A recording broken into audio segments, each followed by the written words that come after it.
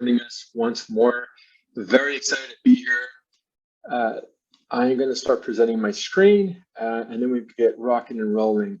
For those of us who weren't part of the last session, I'm going to introduce myself. Very excited to be here today. Me llamo Roberto Martinez. My name is Roberto Martinez. I will be talking to you about how to create a search-friendly website that drives traffic to meet your business goals. What does that even mean, right? So let's get into it. But first, I would be remiss if I didn't introduce my counterpart, my colleague from Texas, Vicky Sepulveda. She's a Google Digital Coach for the state of Texas. Vicky, you want to introduce yourself very quick? Gracias, Roberto. Vicky Sepulveda. I am the Grow with Google Digital Coach in West Texas. And, you know, we are celebrating our 5th year anniversary, Roberto. Can you believe it that we've been empowering small businesses for 5 years? So thank you for having me here with you. I'll be in the chat answering questions. So Vicky's going to help us answer any questions that you guys have regarding this presentation. This is a very, very long presentation, somewhat dense, but long. And so we have 30 minutes to go through this and then about 15 minutes of Q&A.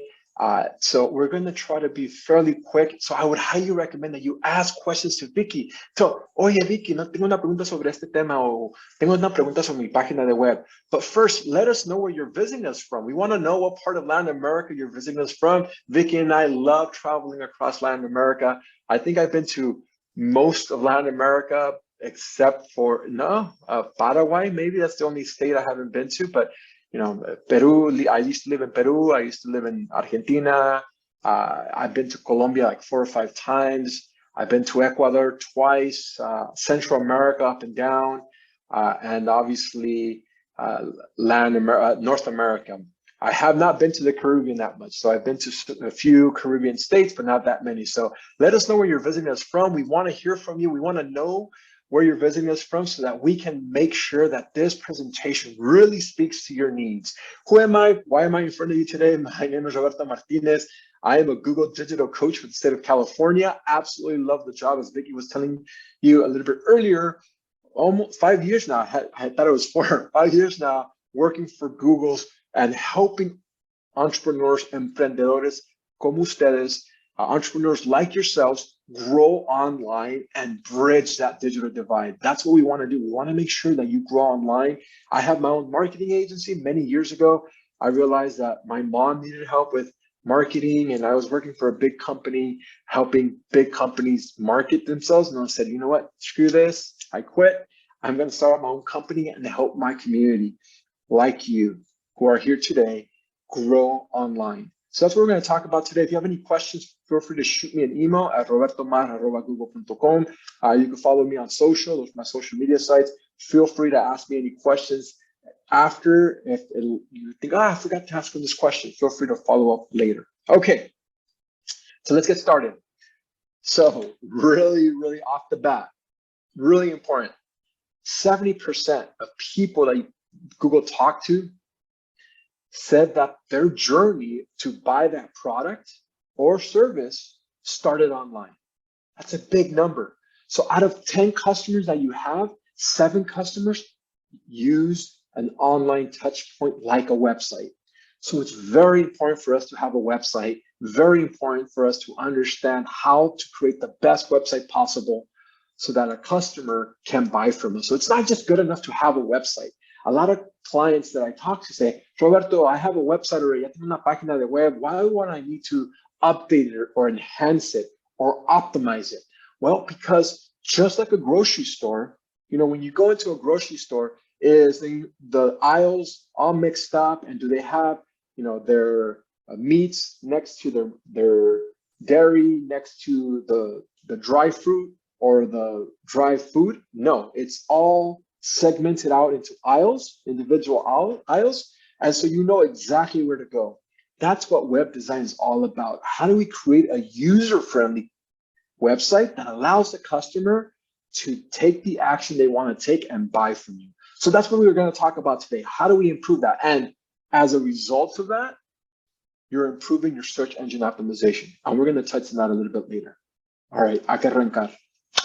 We're going to talk about goal-oriented websites what gets measured gets done, right? We all know that. We have to measure success. You know, if I did a promotion, did it drive any sales? What day? What hour? When did I shoot out that message on my email to drive people to my website, and did it convert? So we're going to talk about some really amazing tools that Google provides you to better understand that. Then we're going to talk about search friendliness of your website and how to make it really easy for the Google bot, it's called the long-tailed spider, to read your website and to understand what's in the website. Then we're going to talk about making it as easy as possible for the customer to go on your website and navigate that website and take the action they want. Then we're going to talk about what the customer wants. Content is king, and content is also king on your website. ¿Qué es el tipo de contenido? What is the type of content that I need to add on my website? And what is the organizational structure or information architecture that I need to create within my website so that the customer takes the steps that I need them to take so they could buy from us? And last but not least, we want to trust the client, that we want to make sure the client trusts us. So how do we do that on the website? We're going to touch on that as well. All right, let's go. Let's talk about what makes a great website. So for us in the chat group, let us know what, in your opinion, makes a great website. Feel free to start commenting right now and start telling us what makes a great website. What helps us understand how to improve our website as best we can. All right, time's up. Multiple things, right? There's just one answer to that question. You might want to build your brand. You might want to create as many leads as possible. You might want the customer to buy immediately. You might want new customers to come back and buy, and then come back later and buy again and again and again. Right now, you know, the Great Resignation, we want to attract employees. We want to make sure that prospective employees come to our website and can take the actions to apply to our job posting. Or you might want them to do customer support. We might want to create a website that allows the customer to answer their own questions, maybe in the Q&A section. There are a lot of things that we're trying to do here. And so we want to build a website that helps us do all of these different things. It all starts with understanding your customer. You have to feel what they feel, think what they think, and put yourself in their shoes. How do they act? How do they think? How do they live? Do they wake up at 5:30 in the morning, or 6 or 7? Why is this important? Because if you shoot an email at 5:30, but they wake up at 7, then that's not the first thing they're going to see. But if you know they wake up at a certain time, you could time that and then send them to the website, or maybe after hours, after they're done with work. That's the time you try to engage them. So you really want to understand what's called your customer persona. Who is my customer? How old are they? Where they live? Where are they located? Why they say yes to me? Why they say no to me? What are the main questions they have? You might be asking yourself, Roberto, why does this even matter for a website? It's a great question, because if we get into the mind and the heart of our customer, we create a website that's built for them and create the information that they want. That's what we want to do. We want them to get excited when they get to our website, to say, yes, that's exactly what I want to buy. How did that website know that? And so we start that off by thinking about the customer and then start creating the website. Now, we always want to measure success. And so we create what are called SMART goals: specific, right? Very number oriented, measurable. We want to make sure we're able to measure day over day, week over week, month over month. Attainable. I want to sell $1,000 an hour. Is that attainable? Probably not. Probably yes, probably no. I don't know. It depends if you're able to do that. So you want to set up realistic goals. Now, relevant, a really important piece here. And what I want you to think about is, does it really matter if I have 1,000 people following me on certain pages? Yes or no? How about 1,000 people liking me? How about 1,000 people registering to my email? So you have to realize what goal is relevant to what you're trying to accomplish. So they're all not all the same. So you want to be hyper aware of which ones are the best goals that help you get to your goal of increasing sales, increasing your brand, increasing employees. And as you start realizing this, wow, Rob, tengo muchos diferentes metas que quiero llegar. There's different goals that I'm trying to reach. Perfect. Let's prioritize them. And then let's create a website that reflects those goals. And last but not least, time bounds. On the very bottom here, you have examples of what that looks like. You have examples of what a specific SMART goal would look like. Okay, how will you measure success? You want to track everything online. Now you have a website, there's no excuse. You want to know how many sales came from going to the website. Let's say you have a service and you want them to submit a questionnaire. You want to collect a form. You want to measure how many forms do you collect. And this is the way I think about it. Okay, how many people submitted their forms? Let's say out of, in a week, let's say 100 people submitted a form. That's a lot. Let's just keep it at 10. 10 people submitted a form. And out of those 10, your sales representative called them and responded to their forms. And out of those 10, one bought from you.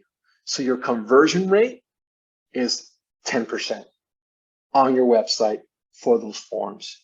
Now, there's a different conversion rate, which might be phone calls, right? So how many people went to your website and called you?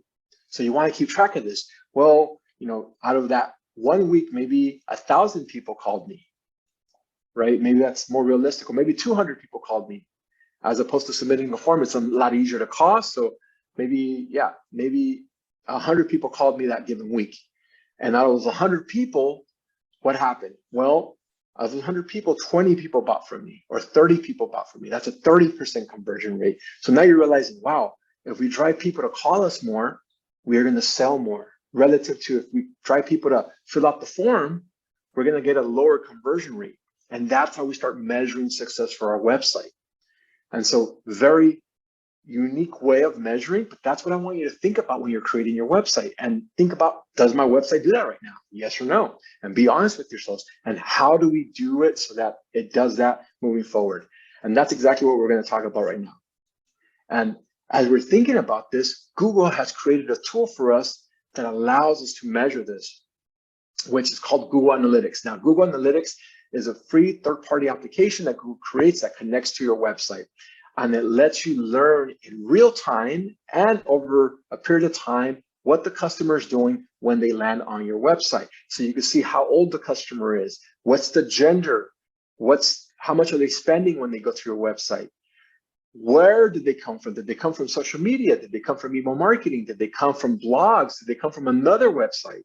All this information that's coming into your website, it's going to help you realize, wow, this is where they came from. Okay, we have maybe 5 different channels: email, paid ads, social. And out of those 3 channels, the one that's selling the most is paid ads. Well, let's keep investing in paid ads. Or email marketing. Wow, there's a lot of people that are buying from us. What are they, new users or old users? They have to be old users, right? Because how else would you get their email? So maybe we invest a little bit more energy on email marketing. And that way you're starting to do strategic, intelligent marketing tactics that drives revenue for you, that drives results. And that's what we want with Google Analytics. So how do we set this up? Very straightforward. You go to g.co/analytics. You start for free, no cost to you. You set up your website property, and then you add your tracking code to your website. Now, I do want to say, for those of us who have a website already, push 1. For those of us who do not have a website already, it's perfectly fine. If you've set up your website but did not connect Google Analytics, there's a new version of Google Analytics called GA4. It's a brand new one, has different types of metrics. For those of us who have created our website prior to 2020 and have connected our Google Analytics to that, there's something called Universal Analytics, different from G4 Analytics. And all I'm trying to differentiate is that you have 2 different types. So you might be talking to your friend, hey, why does mine look different than yours? Here's one reason why. And so how do we set that up? Very straightforward. We go into the administration page on Google Analytics. We scroll all the way down. We see the admin, the little gearbox, and we click on that, and it's going to open it up to this particular page. Then we add GA Setup Assistance, and we click on that, and now it gives us the different type of tracking code that we need to set up within our website. Now, you might be asking, how do I set this up to our website? Do I have to have a website analytics background, the coding background? Well, it depends what kind of website you have. There's certain websites like Shopify websites and Squarespace websites that allows you to just submit the universal tracking ID. There's other websites like WordPress that makes you submit the actual script, the code. So it all depends what kind of website that you particularly have. So what does it track? Well, let's talk about the universal tracking, the old one. Real-time information, how many people are coming into the website, conversions. Is the website actually driving sales or actually driving the results that we want? You get to choose those results. How many people filled out the form? How many people called us? How many people bought from us on the website? Where did they come from? And then what did they do on the website? Do you ever wonder, where does my customer go when they land on the website? There's actually what's called the decision tree. And that allows you to see where the customer goes on each page when they land on your website. Really cool information. Here's an example of Google Analytics 4, which is the newer version, and it kind of has the same thing, just structured a little bit differently. So you have what's happening right now in real time. Why is this important, folks? Well, let's say we're running Google Ads and we do a big campaign and we're spending a lot of money on Google Ads and we want to see how many people are coming to our website. Or let's say you have an interview on TV or on the radio, and you plug in your website. You say, www.myamazingcompany.com. Come visit us now, or come register at our website. We'll give you 5% off. You can see how many people went on the website. Literally, my website's called bravenagency.com. I could see right now how many people are on my website. And so you could see if the promotion that you're running is actually working for what you're trying to make it do, which is drive sales, drive leads. Now, life acquisition, what does that mean? What does my customer do when they come to my website? Do they actually buy from me? Do they stay on my website? How long do they stay on my website? Do I keep them engaged? And then demographics and tech for the users, again, understanding the customer, understanding how old they are, what gender they are.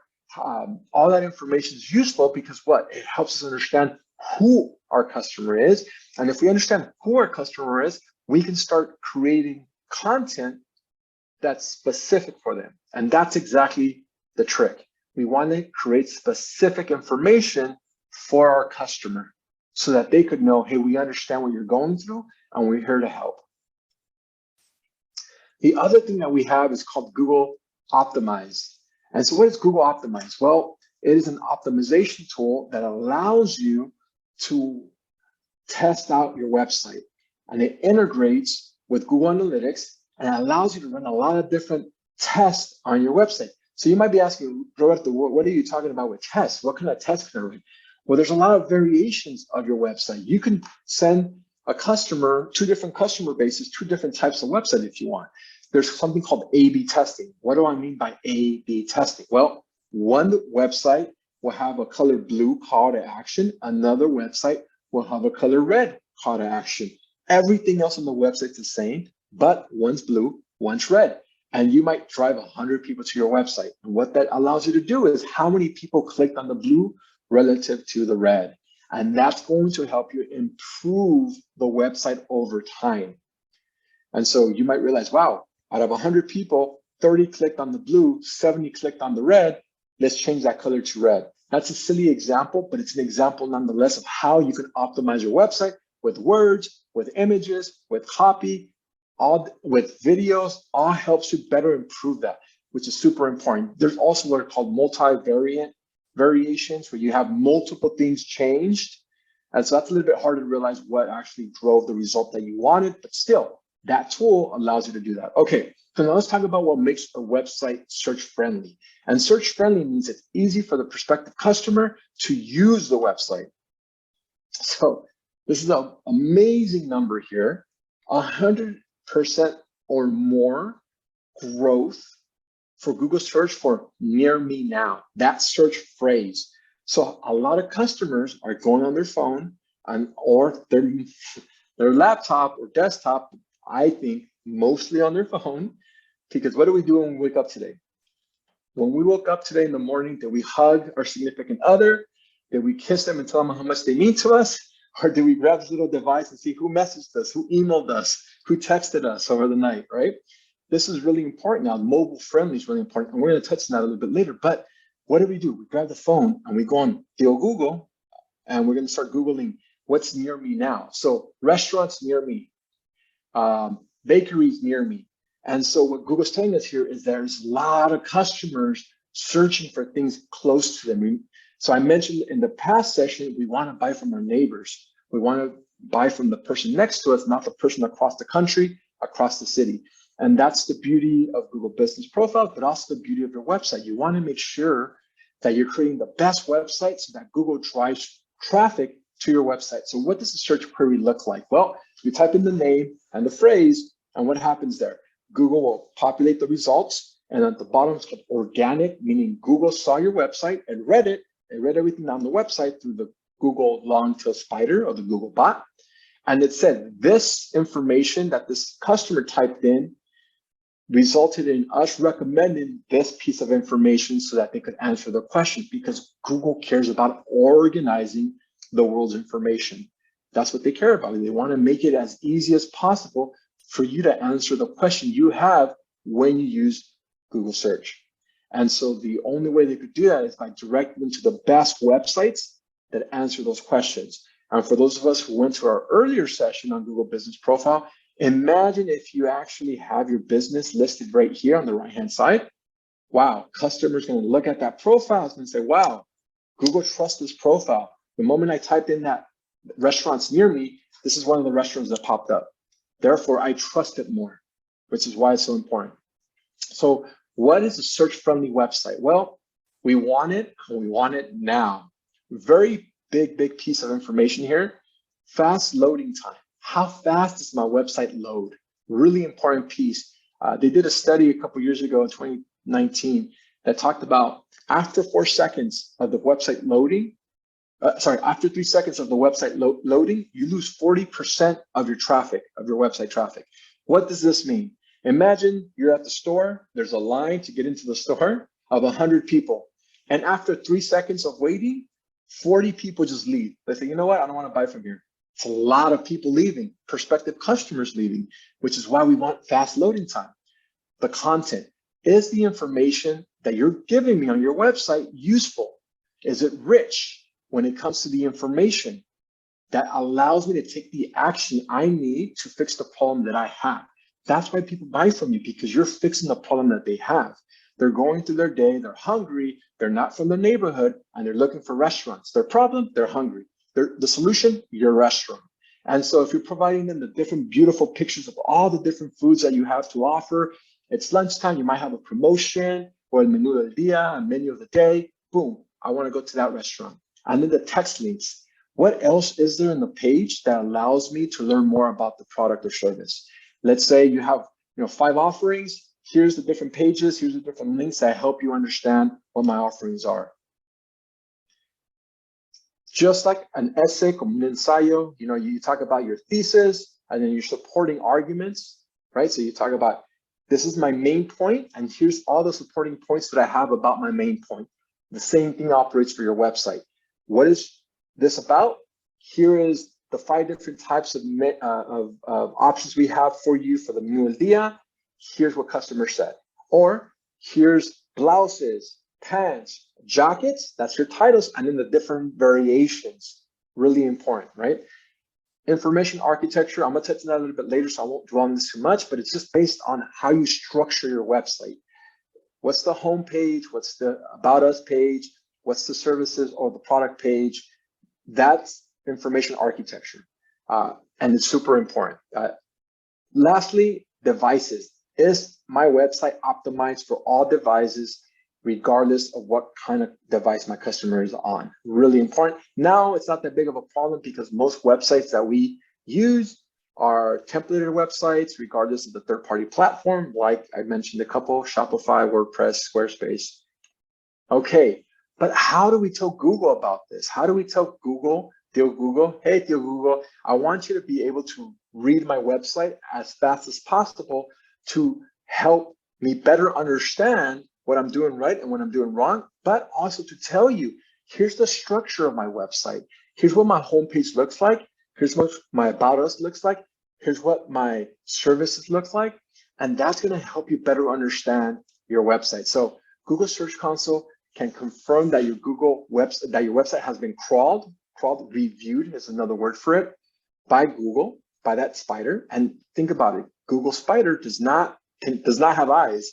It actually reads the code of your website, and it reads all the different words and all the different phrases on your website. So if the customer typed in, restaurants near me, or let's say just came back from Oaxaca, so best mole near me, and your restaurant does not have the word mole, and you sell mole or best mole, then the Google bot's going to say, well, there's all these websites. This website has that phrase.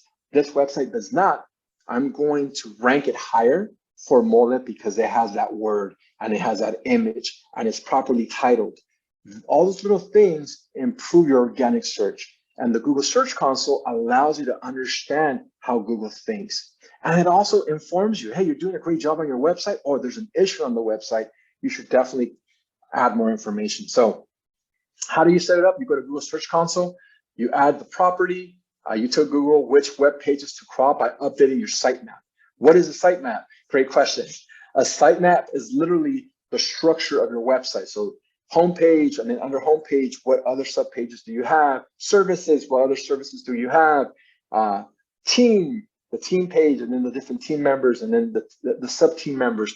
That is what's called a sitemap. So you tell the Google, my website is a 10-page website. Here's the different sections of my website. It helps Google read through it very quickly.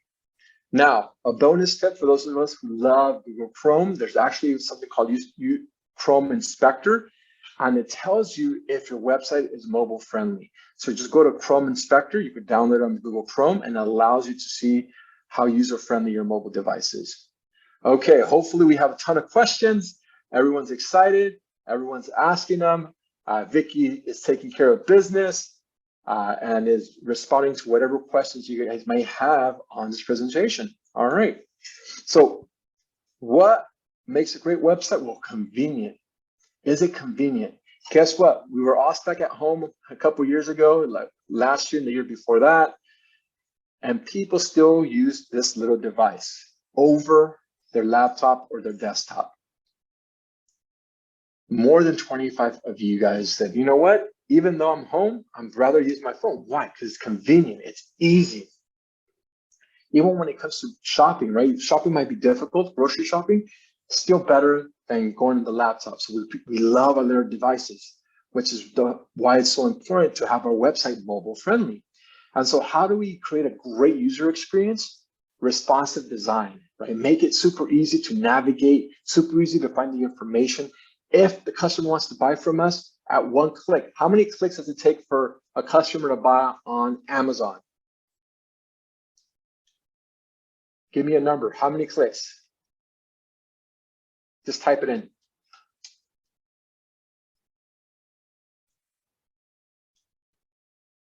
Claudia says 4. Luis says 3. Anyone else? 3.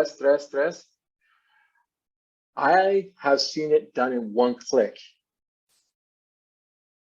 One click buy on Amazon. It's amazing. So that allows you to buy instantly. How many clicks does it take me to call using your website? Or how many clicks does it take me to submit my form? Or how many clicks does it take me to buy from you? So think about that. Compare those two things, right? How fast is it? And then Adriana, si tienes una pregunta, if you have a question, please ask it in the chat. We have Vicky to help you answer those questions. And then you want to personalize recommendations. You might want to have them fill out a form and have them respond. Convenience is super important. Drop off pickup, you might want to add that. Fast and flexible shipping and delivery. You might say, hey, we have 3-day shipping, or we have 4-day shipping.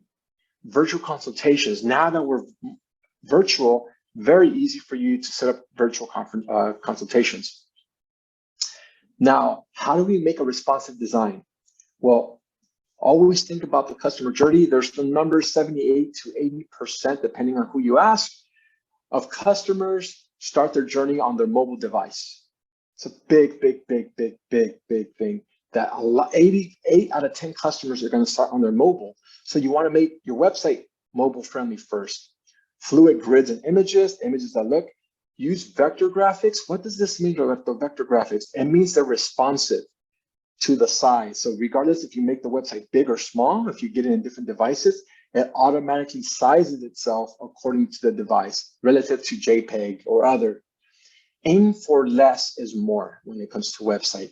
You don't tell everything and everything. You keep it mysterious. Not mysterious enough to not buy, but you don't tell them your whole life story on the website. You aim for what's the most important thing that gets the customer to say, yes, I want to buy from you. So try to keep it as short as possible and no shorter, right? And apply the standards for font sizes. Keep everything uniform. Make sure everything looks uniform. All right, we want to build trust. So how do we do that? Make the process system very easy. Make the payment system very easy. Reduce the steps to buy, right? We want to make it as quick to buy. Show visitors their progress. It is an amazing, this is such a big piece. If we know how long it's going to take for us to buy, we're more likely to go through that experience. So you see this in multiple websites. There's little dots in the bottom. Like you have 5 steps, step 1, step 2, and this allows me as a customer to not think, man, when is this over with? How many more steps do I have, right? So you want to tell them, page 1 of 3 or page 1 of 5. Guest checkout. I don't want to give you my information. I just want to buy and go. Okay, great. Enable digital wallets like Google Pay allows you to be able to pay immediately using your third-party wallet already uploaded to your phone or your device. When the customer is exiting your website and they're buying something, hey, say, don't forget, we have similar products than what you bought. Or, you bought peanut butter, here's jelly. You bought ham, here's cheese, right? So whatever that happens to be, if you bought a towel, here's some porch shorts for your summer vacation. Let them see their history. If they search for different things, you want them to see all the different things they search for, because then they might realize, oh, I forgot about that. I want to buy that. And maybe recommend different things that allow them to, kind of what I mentioned, the jacket or the towel and the shorts. We want to build convenience, curbside pickup, flexible deliveries, and virtual consultation. We set up a virtual consultation with our specialist, and we'll get back to you within an hour. All right, how do we do this, Roberto? How do we improve our website? How do we make it run as fast as possible? How do we make sure that our prospective customer is doing amazing work when it comes to improving the customer journey, making it as easy as possible?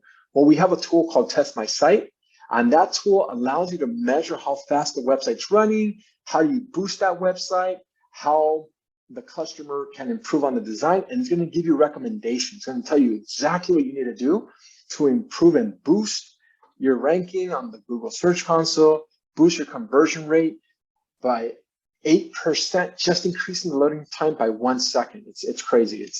People want their information right away. So the report tells you how fast your website is, how to personalize it, and what creates a good experience. And what does that mean? Is it easy to use? Is your website telling me the information I need? And is it easy to take an action? All right, now we're going to talk about information architecture. So what is information architecture? It is your site map. It is exactly what the customer journey is going to be when they land on your website. So I want you to think about, what's the first thing I want my customer to do when they land on my website? What's the second thing I want my customer to do when they land on my website? What's the third thing I want my customer to do when they land on my website? Do I have the call to actions? Las llamadas de acción. Here's the first thing I want them to do. Call me. Second thing, give me your email. Third thing, fill out this form, right? In that order. And each page has different calls to action depending on what each page is. In the About Us page, right, our team page, you might have apply to our jobs as a call to action, versus on the Contact Us page, you might have a phone number, call us, and fill out our form.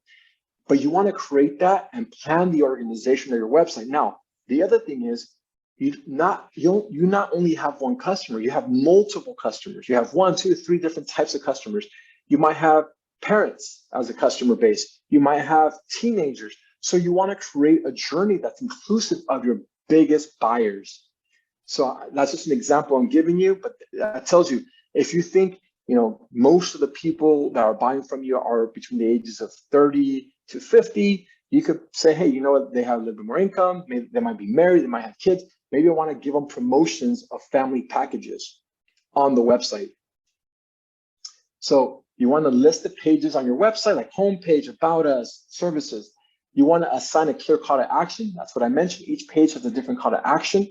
Visual IQs, the images and the videos go along with the actual page. If you're talking about your team, you're gonna have pictures of your team. If you're talking about your services, you're gonna have pictures of your services, and believe me, you're gonna have testimonials. This is why my company is so amazing. This is how we're gonna make a lot of money for you. Don't take my word for it. Look at all the different testimonials that I have in the bottom.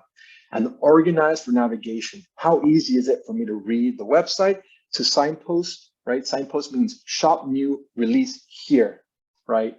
Register now, here. So really important, here's a high-level overview of Trader Street Jam homepage. We might have our team shopping contact, but what's in the very beginning? What's in our homepage? Well, we have to start organizing those pages according to the services that we provide. And we want to keep informing that customer on what we want them to do. You don't want the customer just to know what to do. They don't know. You have to tell them. How do we tell them, Roberto? Great question. You create a structure that's very clear to follow. Here's your first step, second step, and third step on shopping. Here's the top 5 sellers. Here's our most popular items in our hot sauce. And you tell them the 5 most popular. Here's our promotion for the week or the month, right? For summer, here's the promotions. Whatever happens to be, contact us, buy gift card. All that information is super important. But you might be thinking, Roberto, how do I know what my customer wants? We have a free tool called Google Trends that allows you to read and understand what people are searching for in your city, in your state, in your country. It's a free tool. It doesn't cost you anything. It's called Google Trends.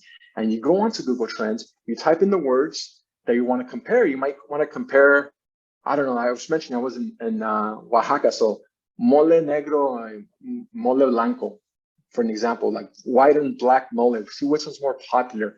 Or, you know, if you're selling different cakes, you know, flan versus creme brulee versus X, you know, like what is it that people want? You could see that. You could see it according to day, hour, and not day, week, month, season. All that information is there for you. And then you could add that information on your website.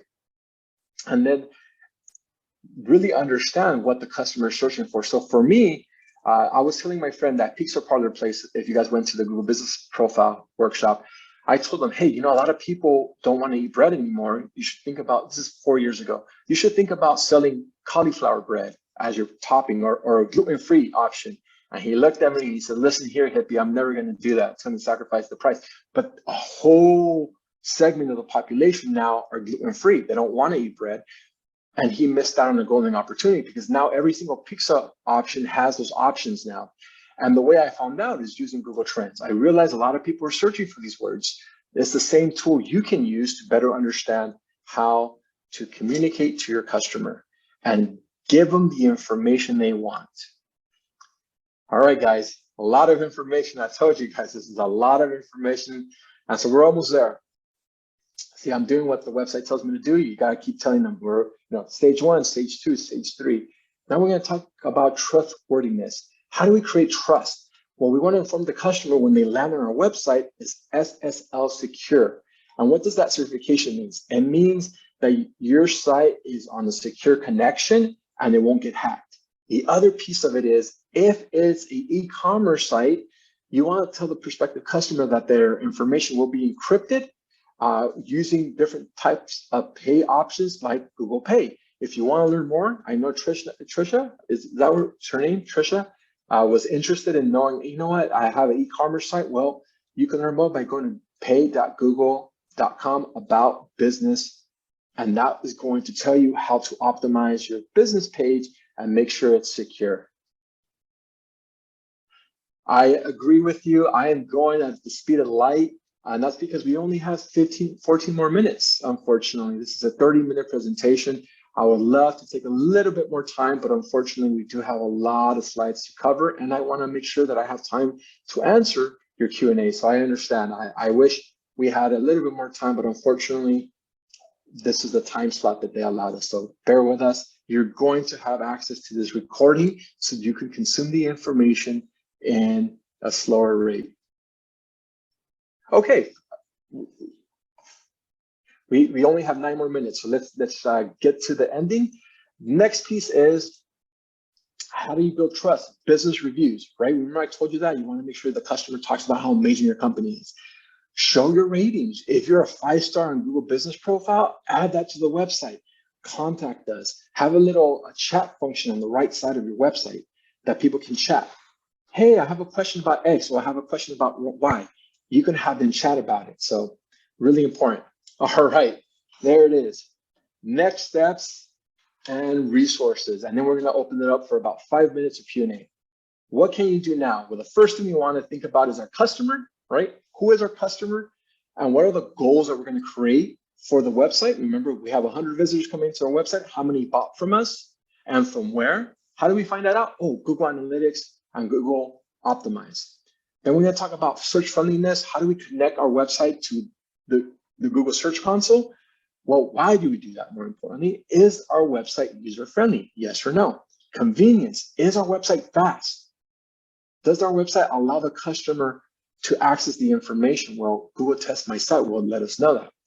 Is the information organized in a way that helps the customer take the action I want them to do? Yes or no? And how do I think about what the customer wants? Okay, Google Trends. It tells me what top 5 or 10 options are that they're looking for. And is it trustworthy? It's SSL secure, and you can pay with third-party applications that are encrypted. Now, we have this amazing app called Google Primer in Spanish and Portuguese.